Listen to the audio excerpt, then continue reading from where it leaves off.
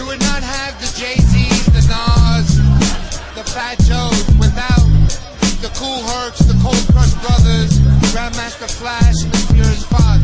This is where hip-hop began, in the Bronx. Said G, Poetry Mag.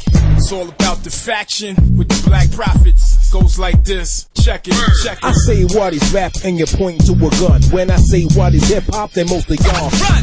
The truth of the matter is the picture that's been painted around the real culture that should be separated. Far from the media, back to the block. You know that is crazy when some turn pop.